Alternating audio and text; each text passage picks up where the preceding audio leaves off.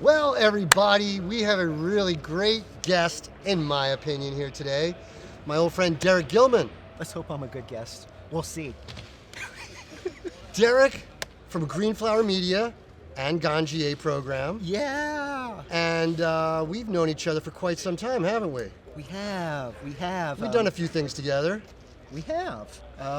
Some of my earliest content at Greenflower was filming with you. Yeah.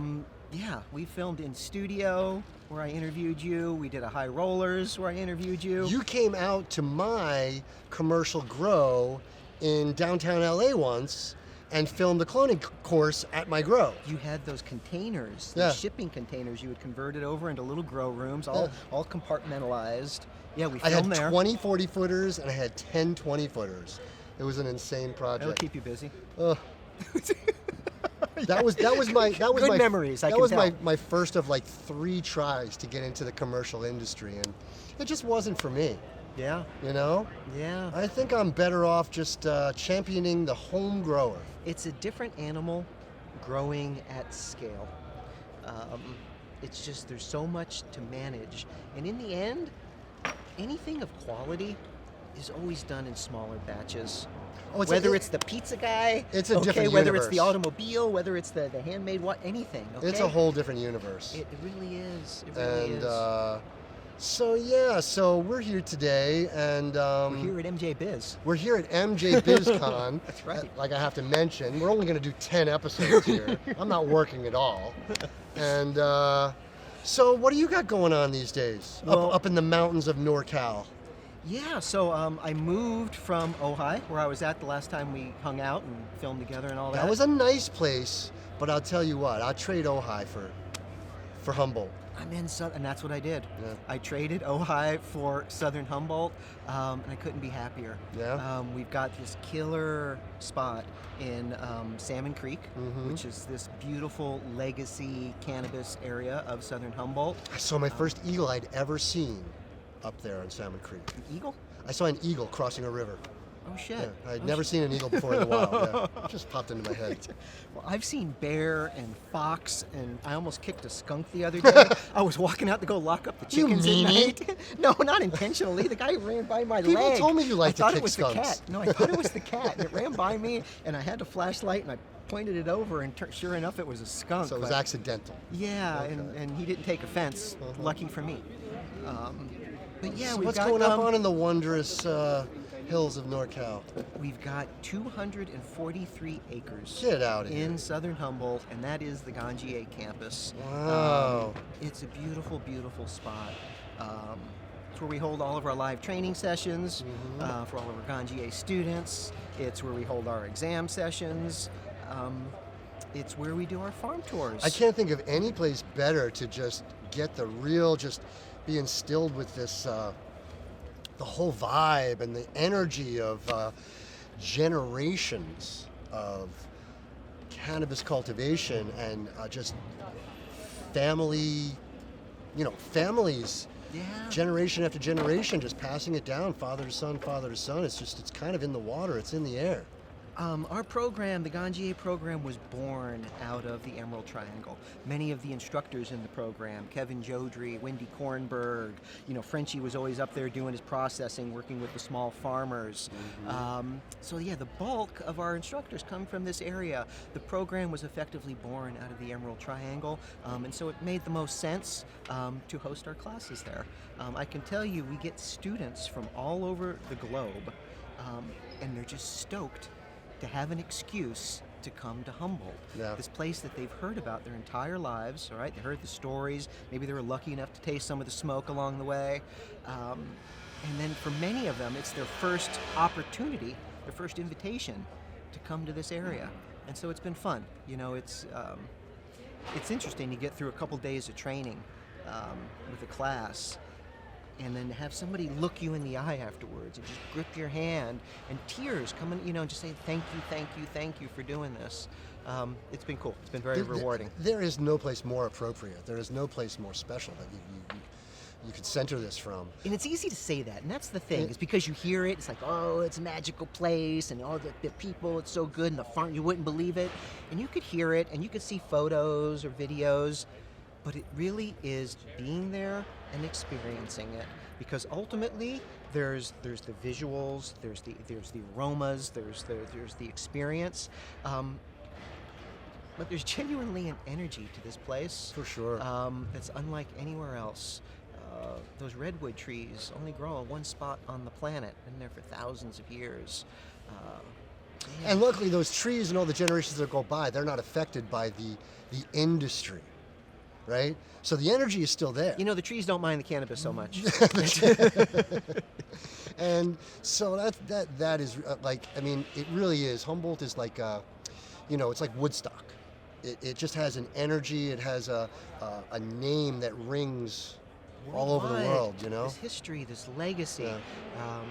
and for good reason. So, hey, I brought along today, while we can't smoke in this room, unfortunately, we can stink it up a little bit. Yeah. This was grown by Jesse Hill of Fallen Oak Farms. He did a little farmer's cut on this, so yeah, there's some leaf coming off this. You call it a shelf. farmer's cut, I call it a breeder's cut. Yeah? Yeah.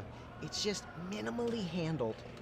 So all the trichomes are intact. It's that aroma just coming off that. What you do is you do the final trim when you smoke it. You know, you don't grind your coffee until you're ready to drink the coffee and make it, right? That's right. And one way or another, you got to debone the fish, right? You got to take it off the stem. You got to do something to it, so you pick a couple of the few extra leaves off, and that, like you said, keeps it protected. The smell, the aroma, I don't even have to put it close to my nose. I'm already filled with this so this is from Humboldt aroma. This is from this year's harvest, the 2024 harvest. The weather was particularly cooperative this year in southern Humboldt. Does that mean you got a long season before the rains came? Exactly. While we still got these beautiful diurnal temperatures from day to night, we're getting this great temperature swing. It's not the temperature's not the problem. It's it's the water coming. It's the rains. Exactly. But that temperature swing helps coax some of these more volatile aromatic compounds into really producing. Absolutely. Yeah. You got to have warm days, and you got to have cool nights. Yeah. And Humboldt gets that. We had that this year. It was an epic harvest. Yeah. So, what I want to talk about a little bit with you is cannabis connoisseurship. Is that a proper term? Yes. Okay. I'd say so. Okay, good. One of my favorite topics. So. That's what we were doing on High Rollers together. Cannabis connoisseurship. Yeah, that was fun. I still get people asking me, like, where did I get that chalice? Where did I get the heating element? Yeah. Or that pipe, that glass pipe you had that you said you had got in Amsterdam, right? And it was like 3 or 4 different sections, I think, that had been like. It was like a Picasso. Right. It was almost like a mistake. Like it didn't look right. Yeah. But yeah. And I really enjoyed doing those things. And so cannabis connoisseurship, I think simply can be boiled down to 2 things. Okay. It's being mindful about what you're consuming and how you're consuming it. Okay. Well, okay. Before we get so what would you're not ready to go down that rabbit hole? No. What I had but interestingly, what is the opposite of cannabis describe to me the opposite. Not being mindful about what you're consuming and how you're consuming it. So it's smoking anything that comes along your way and sticking it maybe in a tin can, okay? And making so I'd say that would be the opposite. But if you enjoy smoking out of a tin can for some reason, there's something that it does for you, and you're being mindful about specifically using a tin can because you like it. When I was in the Army, that was the only way I could do it. I kept a Coke can in my tank. It was the only thing I could keep around and not get in trouble for. So because you had no options. So let's get back to the good stuff. So I want to be a cannabis connoisseur, as if I'm not. So I want to be a cannabis connoisseur. Where do I start? First off, anybody can be a cannabis connoisseur. It doesn't require a lot of money. It doesn't require fancy tools, expensive tools. You don't have to have the best weed. You don't even need to have the best weed. Right. You just need to be thoughtful about the weed you're putting into your lungs and how you're doing it. Okay? So, it starts with the genetics. If you're being mindful about what you're consuming, it's, well, why am I consuming? I love the flavor. Okay, well, what kind of flavor do you like? I love the fuels and the gases. Immediately, you start narrowing it down on what you're going to consume by the genetics. Well, you like the fuels and the gases. Maybe you're going to want an OG or a sour diesel, okay? What if you just like it all? Can you still be a connoisseur? Absolutely, because depending on time of day, again, it's really, you got to look at why you're consuming. Okay? Am I consuming earlier in the day because I'm looking for some pain relief? Or maybe I'm consuming earlier in the day because I'm looking for some creative inspiration? It's going to be very different cannabis choices based on really why you're consuming or what you're looking to accomplish, right? So for me, I mentioned time of day. Maybe I want something a little lighter where I can stay conversational and engaged, okay? But as the day goes on, as the afternoon gets on, as the evening becomes in, I want to start to relax a little more. I'm ready to turn my brain off. Maybe I'm going for something a little heavier, something a little maybe a more mountainous type of variety. Yeah, I think for most people, or just a common way to look at it is there's daytime weed and there's nighttime weed. Very simply, yes. But so beyond the genetics, it's how it was cultivated. Was this cultivated under artificial lights? Or was it cultivated under the sun? So now let me ask you, I don't have as much experience with outdoor weed as I do with indoor weed, and I'm sure you probably have a fair amount of experience with both. Yeah. So, long question, like several parts. Is there always a difference in the effect from the same genetic grown indoor and outdoor? Or sometimes is it different? So, because I know it can be different. Absolutely. So were those genetics grown to their fullest potential? We're mainly waiting in either of those two situations? Was it harvested early outdoors and didn't reach its fullest potential? Or the same, it was harvested early indoors and didn't reach its fullest potential? If the cannabis is cultivated in a way that allows it to reach its fullest potential, you're going to have very similar types of experiences with the same genetics, provided you're consuming it the same way. Because I'm going to get a very different experience from this if I smoke it in a joint versus putting it in a vaporizer. Can you describe that difference? Absolutely. So as far as, I'll start with vaporizing. When you are vaporizing, you are effectively heating the compounds within the cannabis until they reach their boiling point, until those compounds turn into a gas, and then you can inhale it, right? Depending on the vaporizer, these vaporizers are set to different temperatures, okay? If the temperature is set maybe really low, they're looking for the best flavor, so they got the temp set low.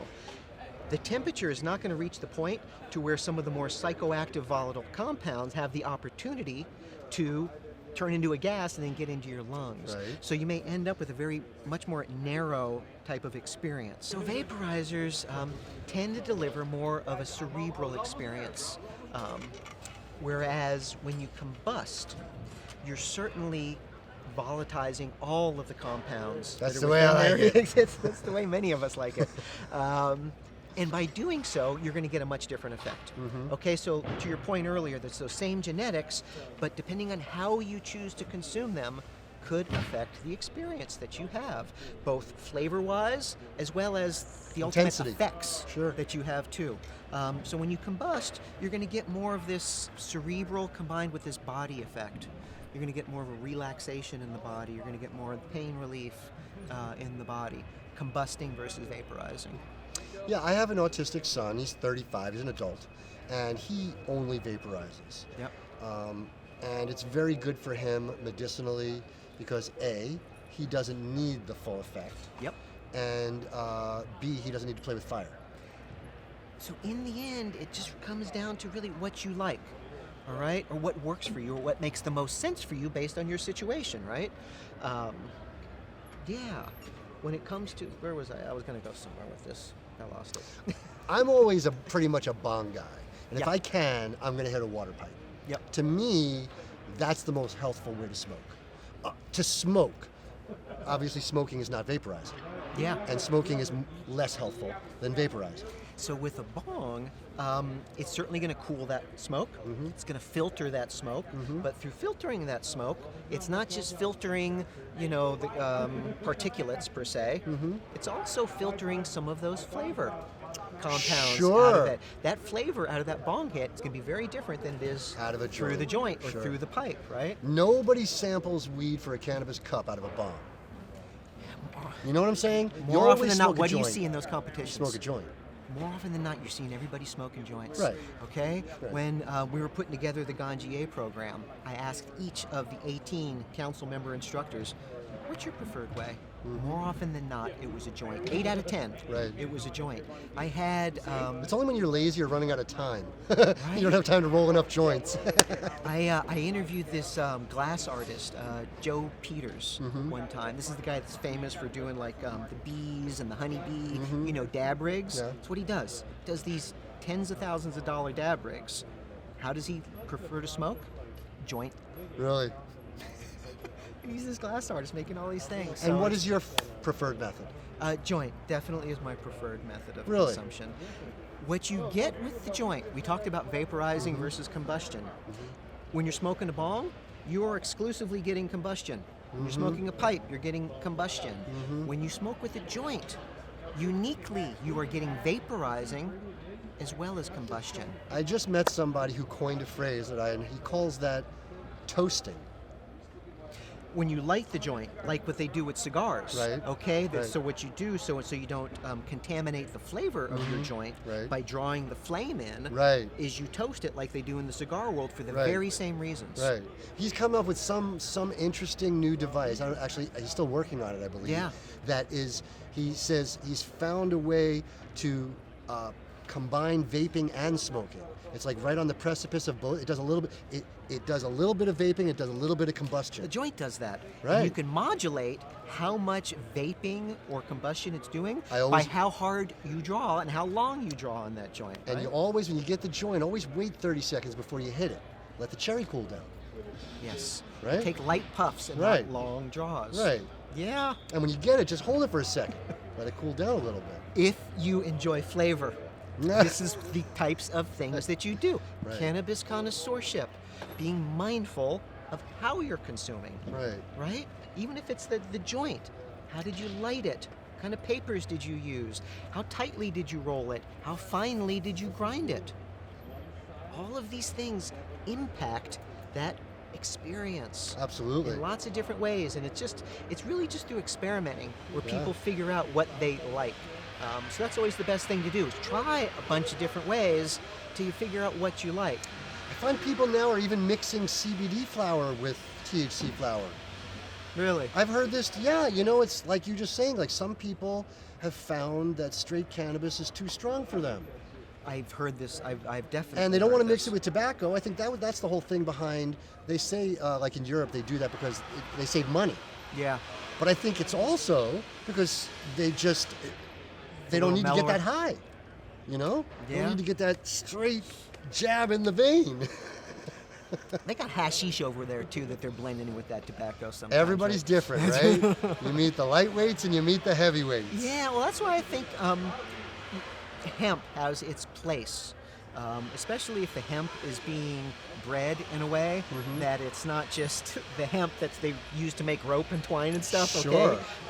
But hemp that has some more terpene content, some more of those aromatic compounds in there to make it more flavorful, so that people that don't want a more intense experience can still enjoy the flavors as they're consuming, right? And breeders have really been working on that, and that stuff is really coming up. When it first came out, I jokingly thought that the only reason people would smoke CBD flower was like, someplace where it's illegal. So you're sitting on the beach, and the cop comes over and bothers you, and you're like, screw you, you can't do nothing about it. But I think maybe early on it was a little bit of a snub in the nose, but people, humans who've used it, realized that there was a benefit to that type of smoke as well. So the legality of hemp nationwide has really confused law enforcement. Okay? because you put them side by side, Right. and it looks the same. Right. Okay, and it's only until you lab test it that you Right. could see that it falls within the .03, Right. federal standards that qualify something as hemp versus cannabis. So there's a lot of people growing hemp Right. in places, but it's yeah. And the fun It's a thing bit of a now Trojan is horse that way. we've also got a nice little a little gift, because now with like seeds and clones and things going through the mail, hemp is not illegal. Seeds, clones, gummy But- bears are in the mail. You because- can order gummy bears out of like North Carolina and get them shipped anywhere. Well, but gummy bears could be tested, Yeah. and if they go someplace where THC is not illegal, but seeds and clones and genetics. Back in the day, you used to get busted with a bunch of seeds, and you put your hands up and you go, "Oh, you got me." Nobody ever thought, unless you grow it out, There's no THC unless in you it. grow The one it thing out. that's illegal about it is not in that, isn't in this little stone, okay? So for all these years, we were giving in for nothing. No doubt, no You doubt. know, Yeah. we put our hands out and "Oh, you got me." You got nothing. No, yeah. That's interesting. Yeah, it's what's interesting is just seeing this whole transition we're going through from that place to this place that we're at today, where it's now a convention of weed here in Las Vegas. All right, because when we were back doing this, saying "you got me," whoever thought that we'd be here today, right? I mean, this thing's been going for more than 10 years now, and I remember 10 years ago, they were selling joint rolling machines and like joint boxes that made like 50 joints. And now they've got machines that roll 500 an hour, wild. and growing contraptions made out of stainless steel that are a story tall. And It's interesting because you got a couple different groups of people. You got the people that have always been cannabis people, and they get high, Right. and they start coming up with ideas, like your buddy who's coming up with the machine that's doing the vape and the smoking. I'm gonna invent this thing that does both, right? And then you got these corporate types that are like, let me tell you what you need in cannabis. You need to make it more efficient. You need to make and they're selling vault doors over there. You can turn a room into a vault, and they've got security, and they have the from the banks where you put the thing in and the teller and the pod goes up. Oh yeah, those are fun. They've got all these crazy things. Look, we got a clothing designer behind me over here, and we Yeah. got a bud bar there and a volcano bar there, and who the heck knows what's going on, but it is quite an event, and I'd imagine there's going to be a lot of things going on in this town overnight for the next couple of nights too. No doubt, no doubt. It's going to be a circus. Today's setup day here, but yeah, it's going to be a circus the next few days. I can tell you, living in southern Humboldt, this is the most people I've been around in the last few years. Kyle. Yeah, there's more animals than there is people up there. Yeah, for sure. That's pretty but nice. I'm not going to walk into a skunk up in this convention today. No, that's a good thing or a bad thing. Thank you so much for having me, man. Yeah, Yeah. I'm always going to have you back every now and then. You're, this guy here, in case you can't tell by his attire, he lives the life. He lives the life, The clothes prove it. And I'm jealous because my hair is going gray way faster than yours. Yeah, mine's going And slow, fortunately. it's been good to have you, Derek. The I'm only- going to come visit you. You I'm need gonna to. I'm You gonna come haven't up to been the campus. You haven't been up there yet. And You're going to come visit? Yes, and it's so okay. So But- now you're obligated. You see, you just got called out by your producer over here, all right? Okay, well we're gonna actually make an event. Oh, We're gonna make an seriously? event out of it. We're doing something in a couple weeks. You're welcome to come. You're invited to if you like. If you Oh. want to come up in middle of December. Yeah. Well, maybe if the roads are open. No doubt. I know what it's like up there sometimes. I'll tell you, we're talking about this event. What I'm looking forward to is when we could roll a joint here on this table and start smoking. Okay? Because right over our shoulders here, there's a banner just right behind us that says the Hub Lounge. Right. Okay, so there was one of the security people here earlier, and I'm just like, so this is where we can smoke, yeah? Oh no! I said, you're in a lot of trouble for hanging up a sign that says the lounge over here, because you're Well- gonna be telling people, there are gonna be people lighting up joints all week. At least it's way better off than it was a few years ago. We're allowed to walk out the door and smoke right outside.